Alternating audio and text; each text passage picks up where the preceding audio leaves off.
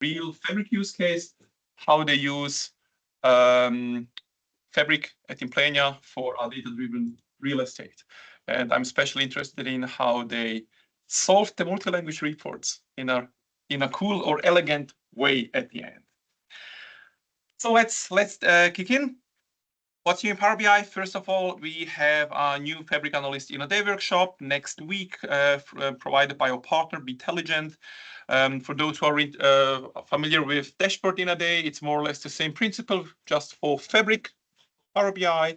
The slide is in German because the workshop itself will also be in German. It's a hands-on workshop, so if you're interested in joining and getting some hands-on experience and learning, feel free to register yourself. The link is below left on the slide. I can post it as well on the chat afterwards for those who are interested in. Further, we have a community conference in Europe. Just a few weeks ago, we had one in the US, in Las Vegas, and we got some quite good feedback, but as well some feedback like, hey, why is it always in the US? Why not as well somewhere else? And so we are organizing one in September in Stockholm, in Sweden. And for those who are interested in, feel free to participate. And for those who want to speak, the call for speakers is still open until next week as well, 12th of June. So looking especially for the MVPs in the room or online, feel free to submit a speech if you wish. And just repeating, for those who haven't heard it, we have a new certification for the Microsoft Fabric, the DP600. It's not in beta anymore. I should update the image. It's general available, and therefore, if you wish to get a certification on Fabric, this would be the newest one that you can get. And if you wish to learn and not sure where to start, and especially about Fabric, there is a Fabric Career Hub, really good.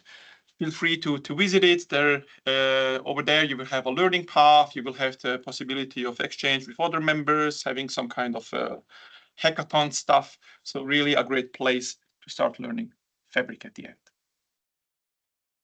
end. All right, coming now to the section of what's new in Power BI, about the features. We have in this query view now even more support with Copilot. As an example, you can ask Copilot to write your DAX measures just by explaining how it should be, or you can also adjust it through Copilot, your existing DAX statements, or find out more about DAX functions by asking it, meaning probably it's not needed to Google or to Bing it anymore. You can really just go through Copilot and it will be explained. And how that looks like, quickly to my Power BI desktop. If I hand over on the left-hand side to my DAX query view, in there, I just prepared it so I do not have to type it again. In there, I can start Copilot either by selecting here this little icon or by hitting Control and I. And in here, I can now ask Copilot what it should do. And just pasting now something like show me all product categories. Simple. Or in SQL language, it would be like a select star from product categories. And if I submit it, it'll take a few seconds. After a while, Copilot shows me what has been done. And the great thing is it shows me as well like in a let's say in a Git way, meaning it shows a difference. So it would delete the empty line. It added two comments even showing what the DAX measure does. And then we have the DAX measure itself. It's an evaluate distinct products, showing me all products, unique products in a way. And if I wish, I can say now, I wish to keep this query, hitting it. And once, this is a little bit slowish, but once done, I can run it. It's slow, sorry for that. But once done, I can run it and I will see all product categories. Let me quickly close this one. And in my case, not that much, just 3 of them. Nevertheless, a really nice way to start with, but you can go further and say, for example, that you wish to evaluate all measures, so all existing measures that you have already in the model by product category. And for that, again, you can just ask Copilot. Takes a few seconds again, and a new measure will be created. There we are, and we see it will take product category, and those are the measures coming from my model. So nothing that Copilot has, I don't know, taken out of the blue. And again, I can just keep it and say, run it to see how the result would look like. And these are now all the measures. And to prove that these are the measures, so let's say revenue 1, revenue in pipeline, and so on, I can always check in the model view as an example. There are multiple ways to check that, but in the model view, if I go to measures, we see those are the measures that now Copilot has detected and just took over in my DAX expression as well. Questions so far? Real quick, the capacity that you need to actually operate Copilot, that's still the same, F64, nothing's changed. Yes. From a licensing requirement point of view, still the same. You need a premium P1 or above, Fabric F64 or above. Okay. And the first time you hit Copilot that you wish to use it, a window pops up which says, please select a workspace where such kind of a capacity is assigned to. Once done, you can use it. And this also means that even if the report is in a workspace A, you can still assign the desktop, let's say, to workspace B. It doesn't need to be in the same workspace at the end. Further questions?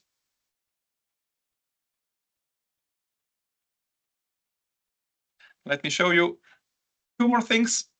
One is pretty nice from my point of view because you can really write as well some more complex measures or more complex questions. Hope you can even read it, which says, look, in my case, I wish to create a new measure for the percentage of total revenue 1 and show it by product category. So a little bit more complex, not just like, hey, select all. And if I do that, again, run it.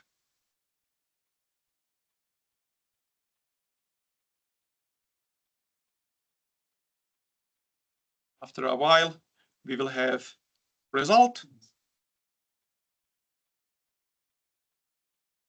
There we are. And in this case, it's quite impressive, I would say, because it's not just a super complex measure. It even goes and it defines it. It really defines 2 measures and then it evaluates it afterwards. That you see that Copilot can handle such kind of things. And in my case, right now, I wish to learn, for example, something about a specific function, whatever, let's say sum x. And what I can do is I can say, tell me more about a specific function. Keep it. Because I'm not sure what exactly does it mean. So tell me more about, not all, but sum x, DAX function. I can hit again the submit button. And once submitted,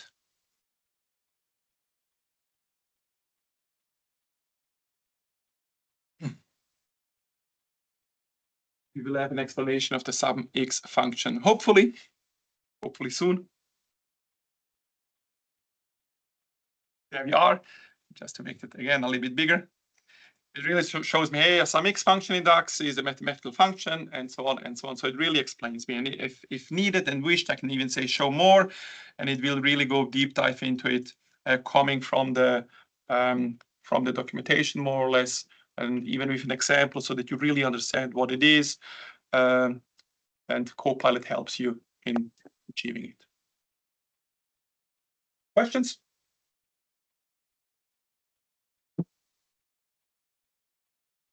Right. We switch back to the PowerPoint. Another feature that we have implemented is the, let's say, the improvement when you use the add-in in PowerPoints, especially if you have a continuous slideshow. So you have a PowerPoint, continuous slideshow, I don't know, 30 seconds loop that the next page should show up. The issue so far was that if you're using a Power BI report, that the data in there hasn't been updated so far.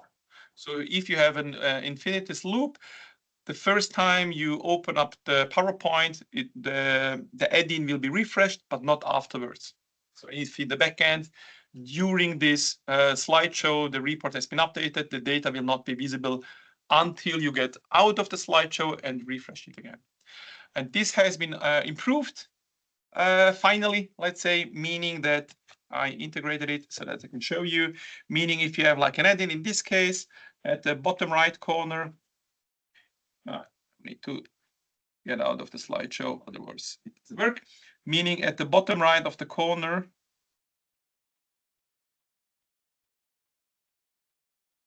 I really need to restart my laptop, I would say. Just a sec.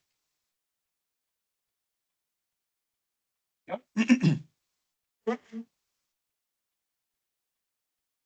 Over here, if you click on this button, you have here now the slideshow settings on which you can specify how frequently the report should be refreshed automatically.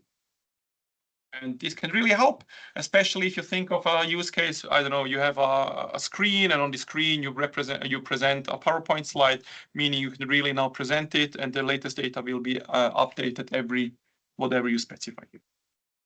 This is really cool. Can you tell us the licensing is, we can do this with Pro, that's perfectly fine. No. Licensing is still the same. I think it was premium required. Let me quickly check to be 100% sure. Let me check.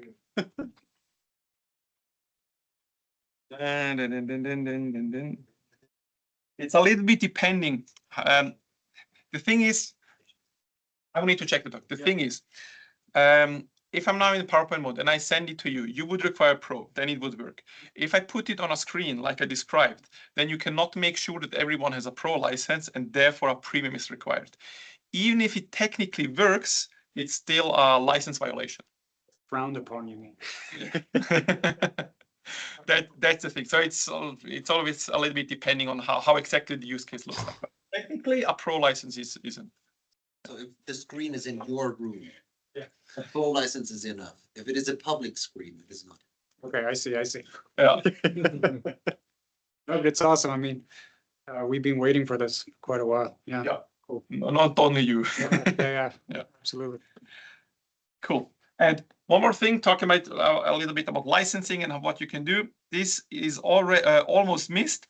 What you have as well is at the bottom left now, you can say it should be live data, or you can switch to,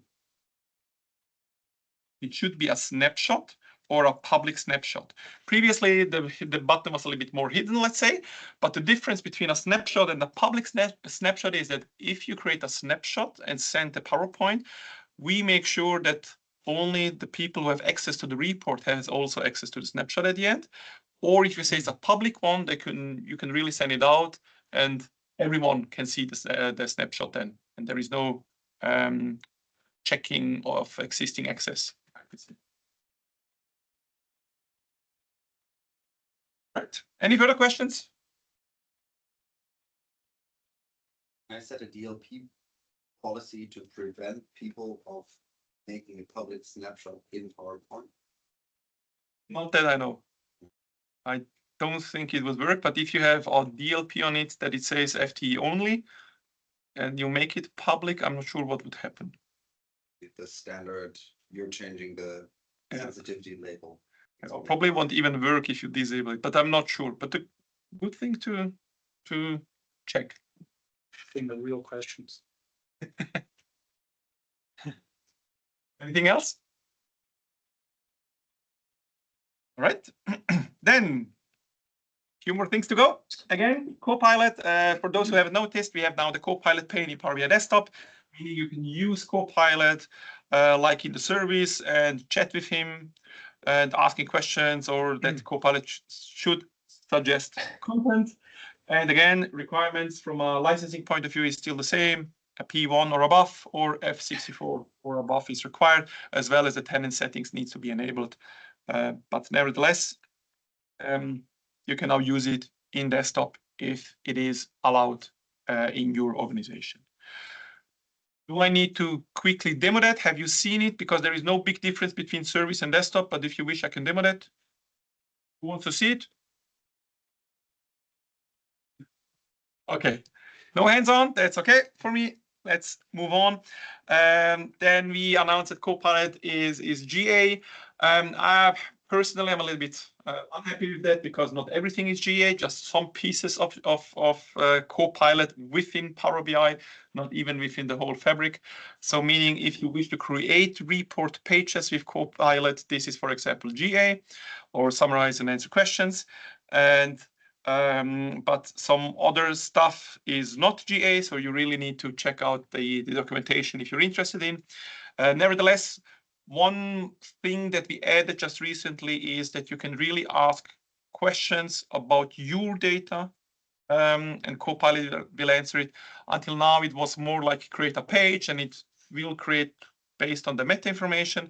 But now you can really say, okay, what is my top best selling product from this specific country?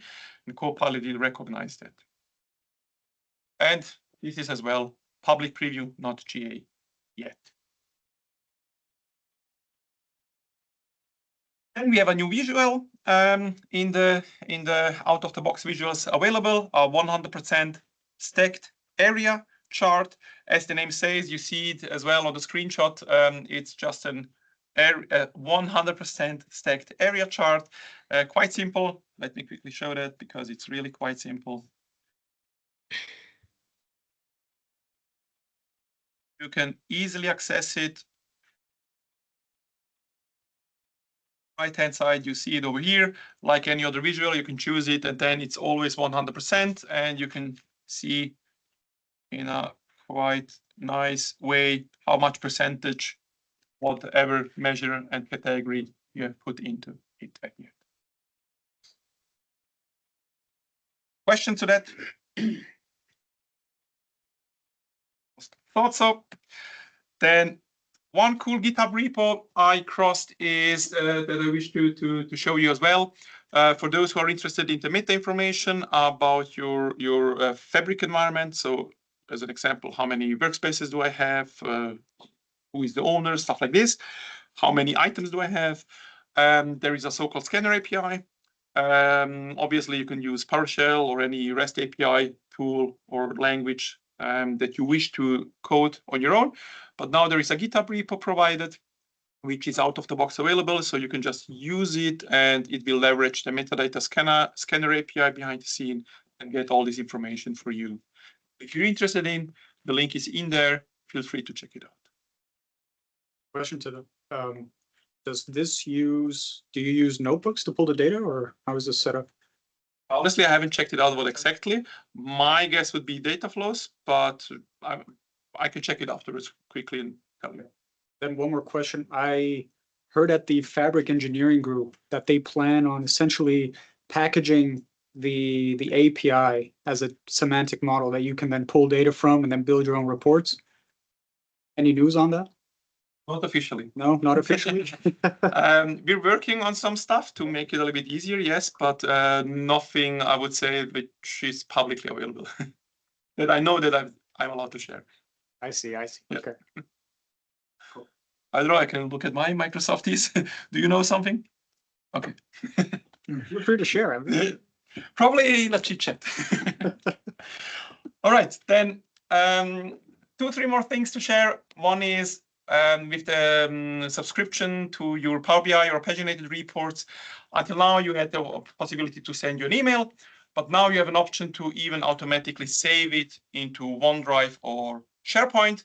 There are still the same, let's say, requirements, meaning if you wish to do so, you need a premium license or a capacity license behind the scene, an F whatever, or a premium capacity, and the file size cannot exceed 250 megabytes. This is right now the limit, but nevertheless, quite a cool feature. I can show that quickly as well. If I go to a Power BI report, this one will show you where to find that. And if I hit here the subscribe to report button at the top, I can say now create new subscription using standard one. And now if I say over here, attach full report, if I say it should be PDF or PowerPoint, obviously if you choose a paginated report, you would have more options like Excel, CSV, so that everything that paginated report offers. And once done, I can now say I wish to save it in OneDrive or SharePoint, but if I choose OneDrive, it takes a few seconds. You see the window automatically pops up. And this is the OneDrive window at the end. I can then choose in which destination I wish to save it.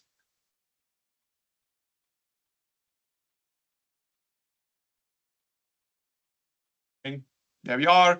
And I can just choose whatever I wish. Just going to cancel in this case quickly. And once done, I can save it and then it will run on my schedule and save it in this case as a PDF in my destination in OneDrive. Any questions? A simple feature, I would say, but a handy one. All right.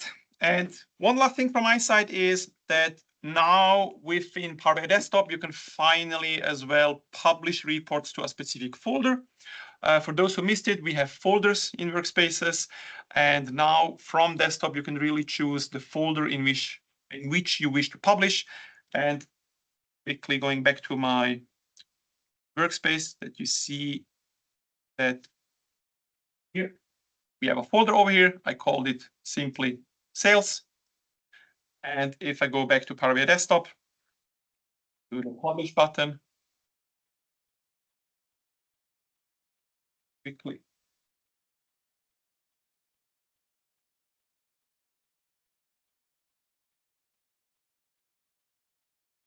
There we are. If I search now for my workspace, in there we see now I have as well the folder. I can select it, and if I do so, it will really be published into this folder, and we're good to go. Before you can use this feature, you would need to enable it. Right now it's public preview, meaning you would need to go to files or file at the top left, options and settings. We need a reboot. Options. And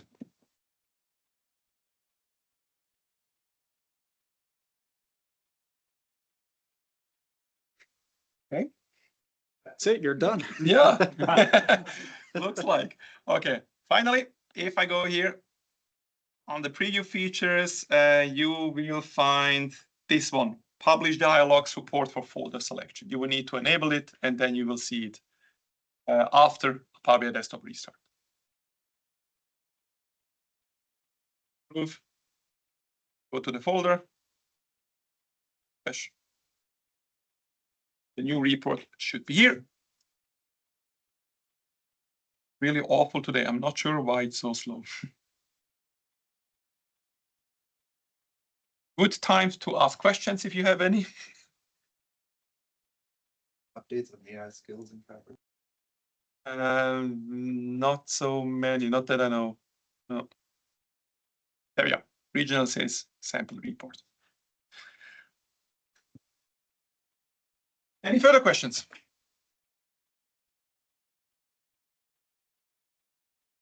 Right, doesn't look like. Then I'm done with my section with the latest and greatest. With that, I would then really kindly hand over to the team of Implenia and D1.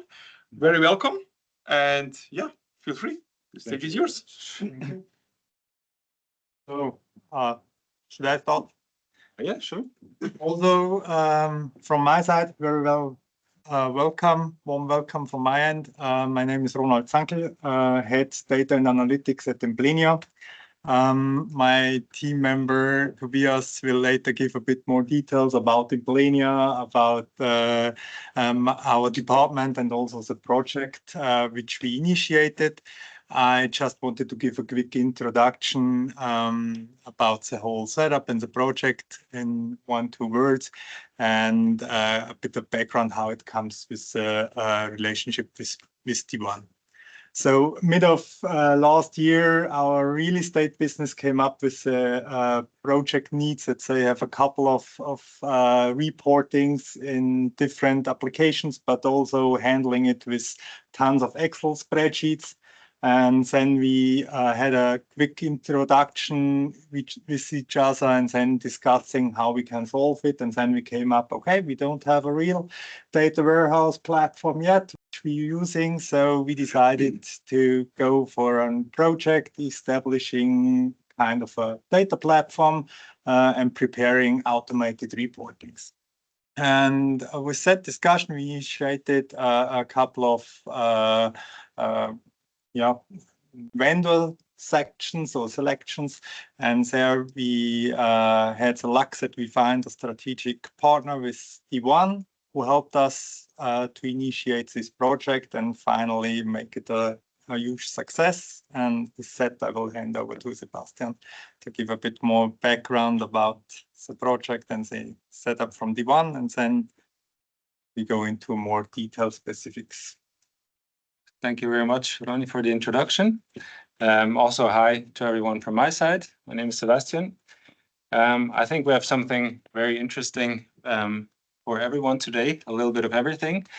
So we'll start off with Tobias, who will present the Implenia, data-driven Implenia real estate use case in more depth. That will include the use case itself, some insights on the architecture, but also some like practical insights from actually realizing the project, from the technology choice to the go live, which actually happened just a couple of weeks back.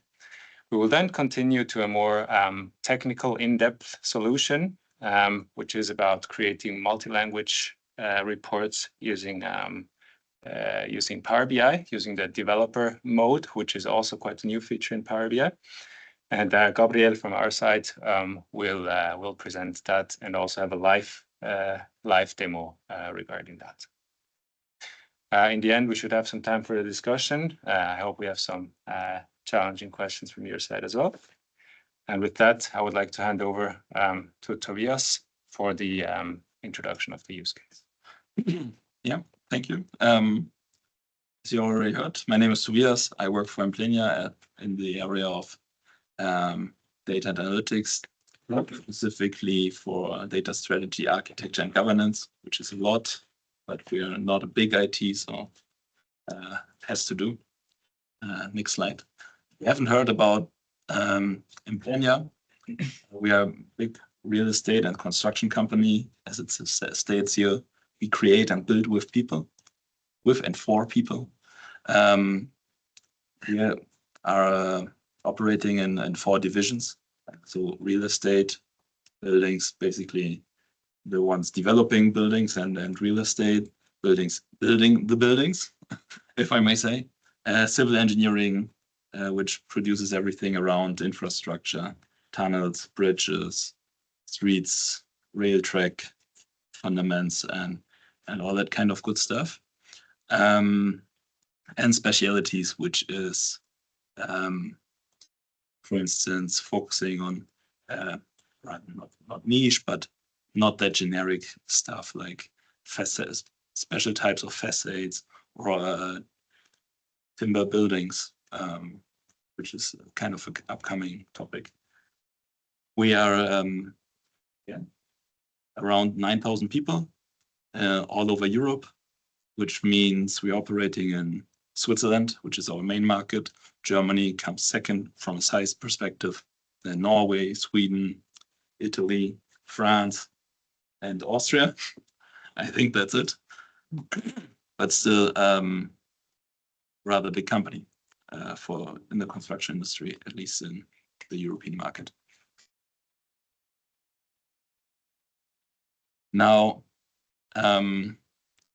Ronnie already mentioned, this project came from one of the divisions from real estate. We as Group IT, one of the functions in Implenia, and then our department, the Data and Analytics Center of Excellence. We cover a couple of topics. We have the high ambitions, right? We want to basically have our divisions and functions to use their data, drive innovation, build sustainable solution, and generate business value. I stop boring you now. From the responsibilities in our department, it's data strategy, data governance, architecture, data science, BI tools and reporting, AI, machine learning integration, data warehouses, and as well, rather new addition, I would say, technical platforms around the IoT space. Next slide, please. Now, in the real estate division, they are rather on the digital side of things. They, in the past years, acquired a lot of, let's say, best-in-class digital tools, SaaS, cloud-based tools. And each of these blue boxes essentially represents either a cloud-based tool, for example, for asset management, for real estate analysis and valuation, project portfolio management, and so on and so forth. One or two of these boxes are actually external data reports that we regularly purchase to run our business, or for them to have insight into like a market. And what they faced was that all of this data needs to be combined again at one point, at least once a quarter, probably every month, depending on the unit. And so far, a lot of Excels were sent around. People had to do repetitive manual tasks. There was not a lot of transparency, needs to be improved. And yeah, in the end, needs to be sure that the processes get future-proof, because it's not a sustainable way of operating. Now, so what did we do? As already mentioned, this is a Fabric user group, of course. This project got initiated.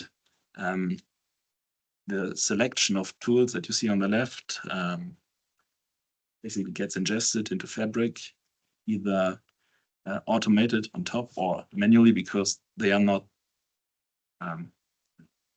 external evaluations happen every couple of months, even half yearly. So that's no need to automate that. The ESG and performance, it's something that gets created ad hoc or once per project. ESG, environmental, and G stands for governance. Oh. Anyway, sustainability aspects get ingested ad hoc there as well, meaning still manually.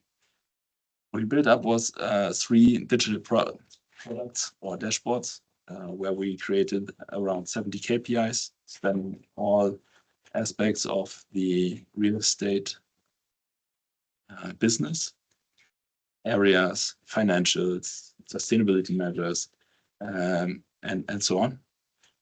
We are enabling basically the whole department, all 120 users, people in that department, in that division, got access to the reports, and they are using it frequently. We put some adoption monitoring in place so that we know how many people are actually consuming the reports.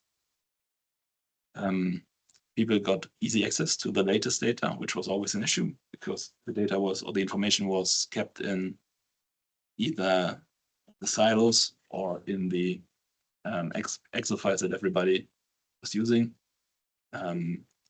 We automated these manual processes, combined these sources, and removed the data silos. In the end, what this also triggered, and this was more like a, should I say, an effect back into the department, is the data quality was, let's say, it needed improvement. And by exposing the data in the report, people were urged and understood why it's necessary to keep the data up to date and update their measures more frequently than just ad hoc every quarter.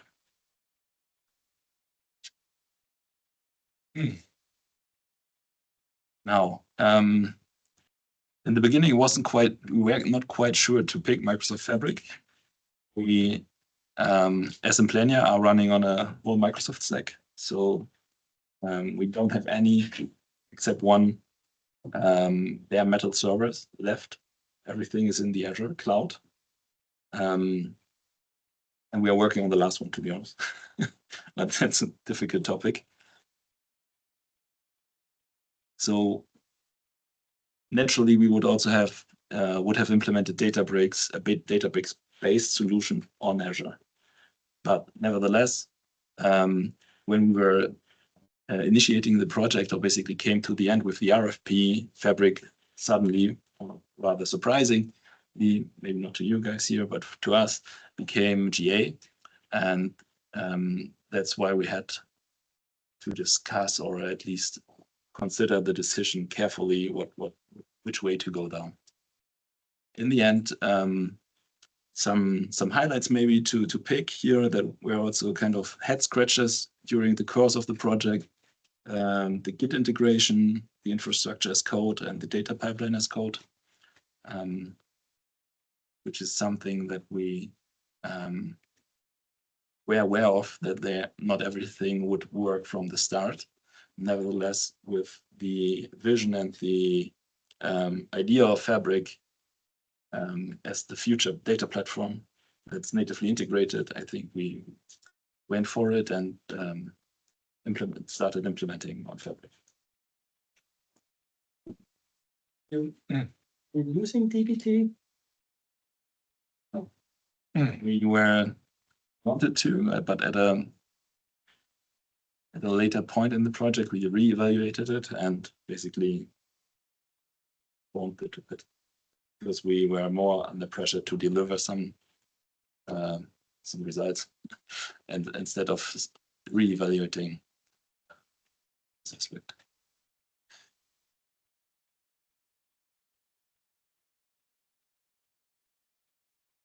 So we ended up with a rather simple architecture. Initially, there were more logos on there, like dbt, Terraform, etc. But on the one hand, there was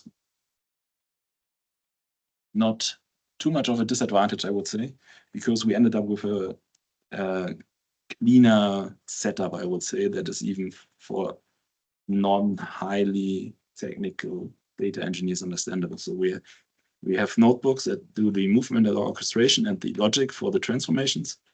And we're using lakehouses. That's it, right? These two components, these two main artifacts that we use to basically ingest data, extract it, load it, transform it, and then eventually present it in the Power BI reports. So with let's say there are ambitions to automate more, and we are looking into Terraform. Some people are looking into Terraform, but for the purpose of enabling the division with the reports, went as described here.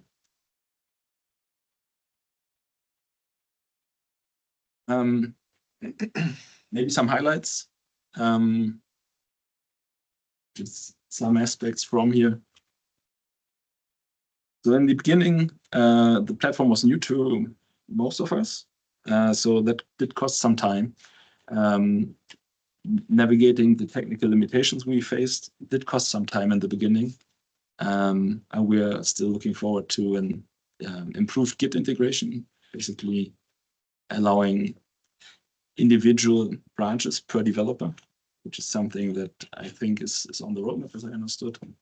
Then Git support for all artifacts in the workspaces, and the ownership of items in the deployment processes have also been say roadblock, urging us to keep some accounts active even though the person is not there anymore. But this allows us basically to run the deployment processes. There were some other priorities, row-level security, which worked well. Data quality was an issue that we had to fix. So the business had to fix it. Adoption monitoring, something we put in place. And now basically already the point to the second part of this presentation. Multi-language, right? As we're operating in all of Switzerland, and real estate is also operating in all of Switzerland, we really had to produce the dashboards also in French and German. And this is where then the colleagues from D1 came up with the elegant solution that they want to present to you afterwards. Yeah, the business value we created, essentially, I already talked about it, right? Yeah, we've broken up data silos, we put everything into one place. We believe that we gained a little competitive advantage for acquiring real estate projects, and we were able to gain new insights and the information. Going forward, I think it was not a bad decision to go with Fabric. We had to learn a lot, but in the end, it was worth it. And what we are looking forward to now, actually, in extending the use, is we're running a series of workshops with other divisions and functions to see what other use cases we can enable by now having laid down the fundamental platform and understanding it.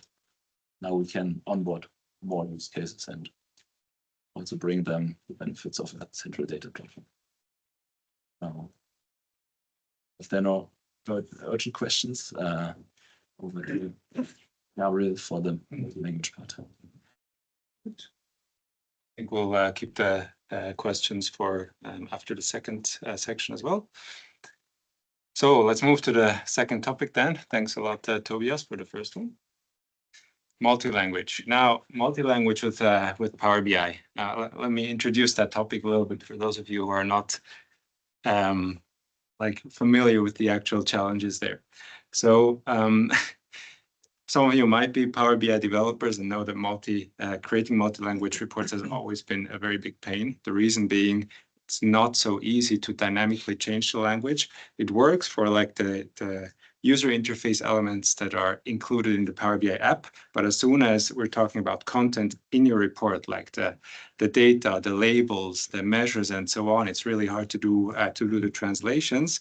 And back in the day, the only way to actually do it was to save 3 different reports for 3 different languages. And then you had to maintain 3 different reports in parallel, which was a huge pain, right? So, and I think it was in 2022, Christian, and I think also Sebastian, started an initiative from Microsoft side saying, hey, in Switzerland, there's so many enterprise customers that have this requirement, but there's no good solution for it. Power BI product group, please help us to find a solution for this, right? And in last year, there were actually some improvements, like a new tool was released. The translation builder was made kind of an official tool. There's also now a page in the official Power BI guidance that tells you how, like what different approaches exist to actually translate Power BI reports, but it's still limited in a way. On one side, you have to use different tools to do it. It's only partly automated, still a very manual process. And there's also some licensing limitations that some people have been struggling with regards to this. Now, as some of you might know, 2023, 2024, the Power BI development mode was announced and is now available. And when we saw this, we were like, oh, wow, this could actually be a solution for multi-language reports. We tried this solution out in a POC, like internally, and it worked. And then it happened to also like fit very well with the Implenia use case. So we implemented it there and brought it to production readiness. And what we would like to do today is to show you like the idea and the solution we have developed, and also like make a small excursion to how the production setup looks at Implenia. And then as a giveaway at the end, like this POC source code where we essentially open sourced it on in a GitHub repository in case you want to use it on your own as well. It's available out there for you, and Gabriel will show you actually how to use it. Thank you. Pleasure. Good. For those of you who are not familiar with the Power BI developer mode, just a quick reminder, classic Power BI publishing works the way that you develop something in Power BI desktop, and then you press the publish button, and then you publish it to the Power BI service or Microsoft Fabric, and then it's there available. It gets split into the semantic model and the report that is built on top of it. Or you upload the report and the same happens. What's new now is that before, this PBIX file was essentially a binary file. I know this is not entirely true, but to basically see it as such. Now, Microsoft added support for actually converting that into a code file, which enables you to change both data model artifacts as well as reporting artifacts, report artifacts in code. So you can save it as a Power BI project file. You get these code files. You edit it, you can save it again, and then you can convert it back to a PBIX file or publish it directly to the Power BI service, and all the changes that you made in the code are reflected now in the report or in the model. And what that essentially does is it enables you to use software development best practices in the development of Power BI artifacts like semantic models and reports, meaning you can develop in parallel. You can really for real use source control with you can do diffs between different code segments and so on. So everything many of us have always wished for. So this is one thing, changing the code manually, but this also enables you to programmatically change that code. So you can modify the content in your models and in your report programmatically using scripts, for example, using Python. And that's precisely the idea that we had, that instead of doing these manual translations on our own in the Power BI reports, we just have one base report, and then we create different language versions based on this using a script by modifying these code files. And that's where I would like to hand over to Gabriel, which will show you how the solution works in more detail. Okay. Thank you very much, Sebastian. My name is Gabriel. I'm a consultant specialized in data analytics. And yeah, let's jump right into it. So now that we have the Power BI dev mod, we can automatically do translation. Automatically means that you still have to collect the translation, but you will be able to create all the Power BI artifacts way faster and less manually. But first, I would like to show you, when we talk about translation, we need to agree on what we are talking about. That's the first topic. Here, we have basically three main things that we want to translate every time, which are titles. It can be titles of text box, slices, visual, anything. Then the metadata, so it means the column names or the measure names. And then we have the actual data. So when you have a column with countries, you can have the countries in multiple languages, what we call the actual data. Now, we are lucky because in Power BI, we can do it already. We don't need any new fancy tools. It can be done in Power BI. The only issue is that it's very long. So first, I'm going to show you how we can do it manually in Power BI, and then I will show you how we actually do it automatically in Power BI. So first, for the titles, we have natively the solution to go in our visual, the settings, and instead of writing a blank text, we can put a measure using a switch. So that's what we can do now. I do a switch into a language code, which is a table. I will talk about it later. And depending on the language selected, I can show my title. Then we have the column and measure we want to translate and the data. To do that, we have feed parameters, and that's one of the things I'm most excited about since it arrived in Power BI, is that with simple DAX code, you can create tables that, in a nutshell, are kind of a pointers to other columns or measures in Power BI. And you can then put them in your visual, and you can filter this table to actually show the column you want to show. So in our context, in translation, we can simply point to the same column or the same measure, and in the first part of the DAX code, just change the name we want to show. And if you want to translate the data, you see the name of, or the second column, you can directly put another column that will point to, if I take back my example about the country, the country in German, or the country in French. Then, if you use the UI, you will create this such table only with 3 columns. And since it's a table, you can add the columns with the language code. And since it's a table, you can actually filter the language you want to show. So now, if I do all of that manually, and I tell you to don't do that, it's way too long, you will get an appendix to your data model with only translations. So at no point in time, you need to actually change the data model of the business. You don't need to touch that. You can just add it on top. I mean, not on top, but next to it. And you end up with all of these Power BI artifacts.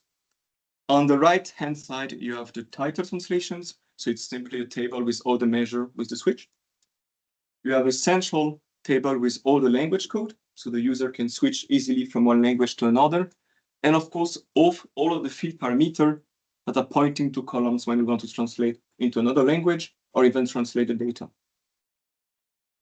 Now, I mean, we are on a Fabric discussion. So the nice thing with Fabric is that we can drop all of that into a notebook, into a specific workspace.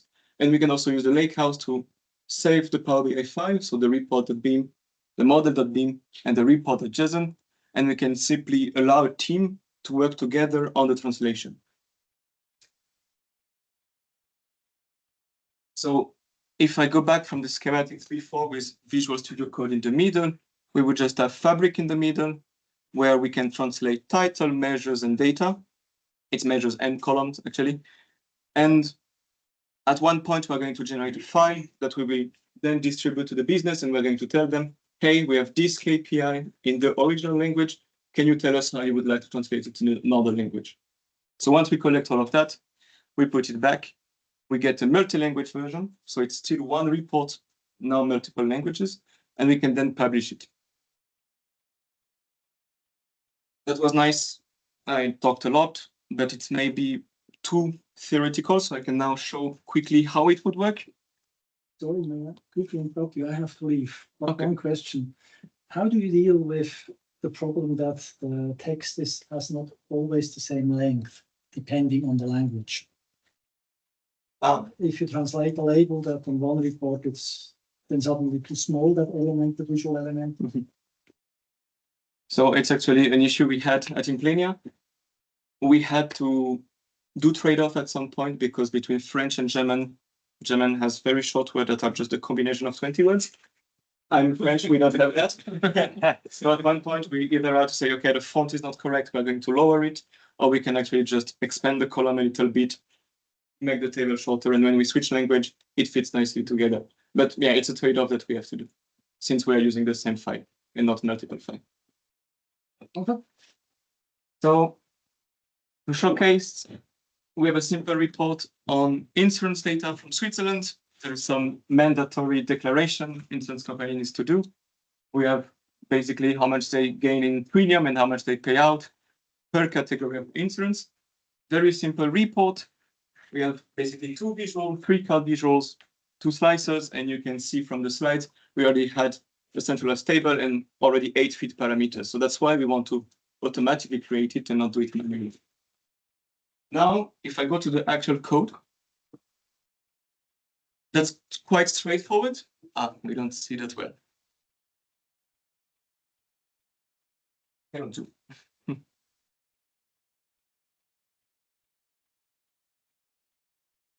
Sorry. It's okay, don't worry. Okay, it's a bit better. Okay, so that's straightforward. You have only one notebook that allows us to do all of that. I'm not going to go in detail of the code first because it's going to be published in a repo. So if you really want to look at it, every class has a doc string and some classes are 200 lines long. So that's not the topic of today. But basically I have a class that is just used to open the report file, one that actually collect entity. So what are the KPI you want to translate, the measures, the column, or the title. Then one that is actually creating the feed parameter or the measures. And finally, one that is going visual per visual and changing the pointer from the original column to the equivalent field parameter. So the first thing you want to do if you were going to run it fully, and it runs quite fast, so you can run it directly. It finished. Is we have here the original report file, and I want to generate a central file. The central file is what you want to send to the business people to tell them, hey, I have in my semantic model, they maybe don't have to look at that, but we have this text, Schaden 8, Schaden 8 Gruppe, Merci Cheraria, and so on. What would be the correct business name in another language? Then you have this kind of table with everything filled in. So let's say we want to add English, we have the translation in English. And if we want to actually do data translation, we can change the pointer to the correct column. So from one country, French to English, we have a column that already exists in the data model, and we can point to it. So to show you that it really runs fast, if you're able to collect all the translation and the business is not making you wait, you have your new central file, and you just run the rest of the code, which is first creating a new model.beam and a report adjacent. So that's the new file. Now I'm on a MacBook, so I'm not going to show you the pain of opening a virtual machine to open Power BI and show you that it works. But I have already a version of the report which is translated. So if I go from one to the other, there is no change except on the filter pane. I have a new visual level, report level filter. I'm in German currently. If I go to English, I will get everything into English. So everything changed, and also the data. So it works perfectly, meaning that if you want to expand, you see that even under it's expanded. And something quite nice that is natively supported by Power BI is that the visual level filters already update to the field parameter.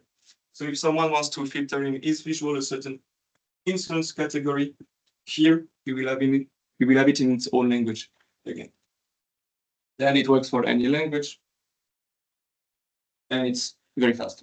The cross filtering works, like it's really works. Hey, hey.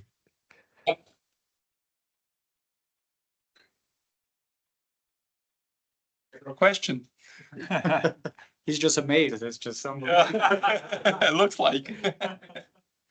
Yeah, so I might continue in the meantime. So that was the demo. Really fast. If you have any question, we can come back to it in a chit chat. That's no problem. Now I showcased a really simple version of the code that I get a report in. I put the report in, I get the report out. But there are many things we want to add to make it production ready, and that's what we did at Implenia. Is if we want to add a new language, if Implenia one day acquired a new company in China, let's say, we want the report to be also available in Chinese. But we don't want to delete all the artifact of translation to redo the translation on top. We would like the code to get the new file, collect the translation that we already made, and we can just, in the central file I showcased before, just add a new column for Chinese. And at Implenia, we can do that. If you want to change, you can just recreate a central file, input your changes, and create a new report and deploy it again. I say deploy because there is the Azure DevOps SDK, which means that you can connect directly to your branch, to your Git-enabled workspace. And instead of doing it in your desktop, saving it as a project, collecting the report and the model file, you can actually collect them from the branch, create a new branch, commit the new report file to the branch, and then do the pull request from there. So it's way easier to enable the team to work together and see that the translation is working. And if the translation didn't work or the test users are not happy about it, we can just roll back. That's no problem. So once again, the schematics from before. Now for Implenia, instead of having just Visual Studio Code or Fabric in the middle, we have still Fabric, but then we have Azure DevOps and API connection here and there to make it work easier. I don't have much to say more, so let's continue directly. That's a nice solution, but we can do more, and we have to be careful because there is preview features that might change a little bit the current code we have right now. So the data model, the semantic model, is currently a model.beam file, but it's going to change to TMDL, which is quite close to it, I'd say. And the code is used to the model.beam. If we change the file, we have to change the code. That's completely straightforward. Then, since it's programmatic translation, nothing forbids us to connect to an API to translate it automatically. So instead of expecting the business to know the German version and directly the French version, we can give them an idea of what would be the translation and they can then correct it. Of course, at Implenia, the preferred solution was to have one report, multiple language in the same report. Nothing forbids you to have multiple reports that are always generated, and you just maintain one simple report from the source. Then lastly, that's not what we had at Implenia, but that's something that was raised by the lead of the project, is that now the central file is saved in the lakehouse, so you still have to connect on your desktop to the lakehouse and get it. Nothing forbids you to connect to SharePoint and send a central file there, so it's already ready for the business user to correct. Now, we said that we are going to make it open source. I'm sorry I didn't have the time to make it public yet, but tomorrow at the latest. You can go look for this repo. There is a README file. You just follow everything that's good. Then you can put your own report. The one which I showcased was FINMA report. So you put it in the raw folder with the name of your report. It's no problem.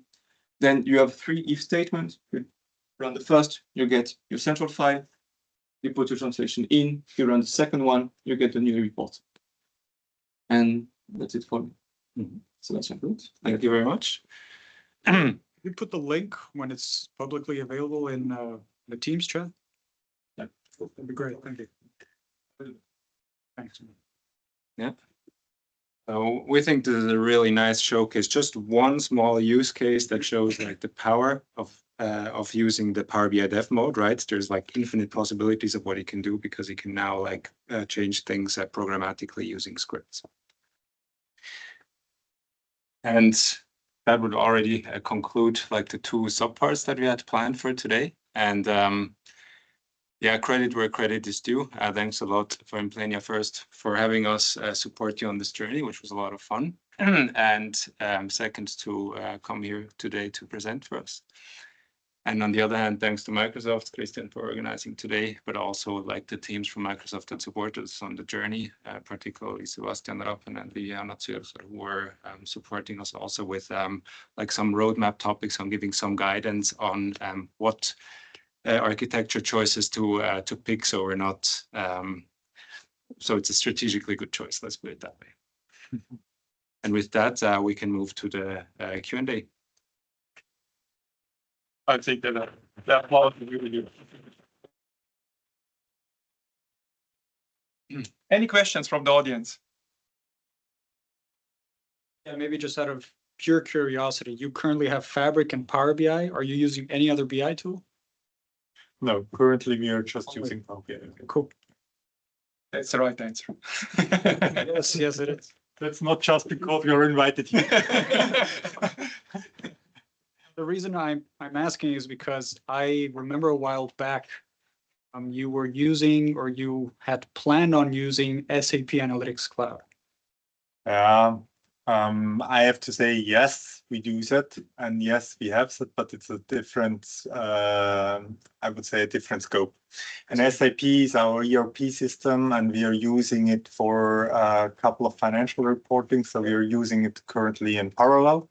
But with Fabric, we established another reporting platform, and we are currently investigating on how we can bring the data together. So there will be some streams which are running more ERP prioritized, which we bring on the SAP form and then do a data exchange or vice versa. So we will leave the current existing reporting, for example, for the financial reporting, we just purely maintain out of SAP. And from a project perspective, for project reporting and other things, we now will establish and further grow with our Fabrics. Cool. Very good. I saw that you use SharePoint as master data source, kind of. Fabric to use the standard SharePoint connector. for Fabric to access SharePoint or question? And is it even SharePoint? I don't think so. No, it's probably a mistake on the slide. I believe we planned on using it for the rather manual files, so the Excel files that we then ingest. But for now, our business project lead basically accesses like a Fabric workspace where we store the manual files or the files. So that was actually a mistake on the architecture.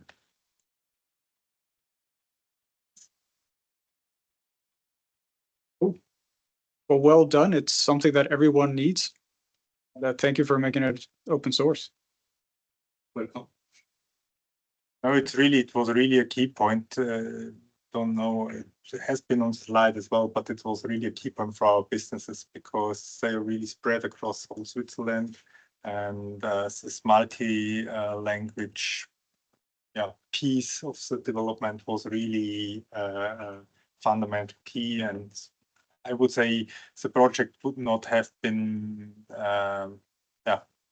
written as a success if we could not handle it. So therefore, we are very pleased that we had here with T1 the chance to make that happen. Cool. Any further questions online?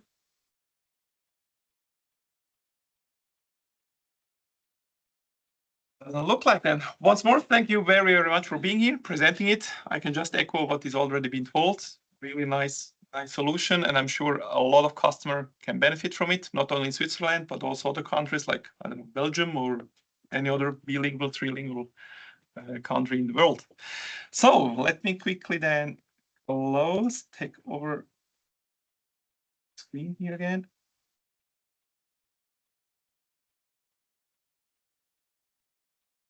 All right, just a reminder, some further resources when it comes to Power BI, Microsoft Fabric, that you have it for sure. And our next meetup or user group will happen as usual the first Thursday next month, meaning on the 4th of July from 4 roughly till 6 p.m. Always a little bit depending on the content and the questions. Next time it's purely online. Hybrid is only once in a quarter, meaning the next hybrid session is planned, if my math is correct, in September. And therefore inviting you to join online for the topic from James Dales. He will present geospatial analytics and mapping with Power BI. Also, I would say some very interesting topic, which we haven't covered a lot in the last few years or months. So feel free to join us. And with that, thanks very much. And let's go then to the kitchen. We have some food. Thank you.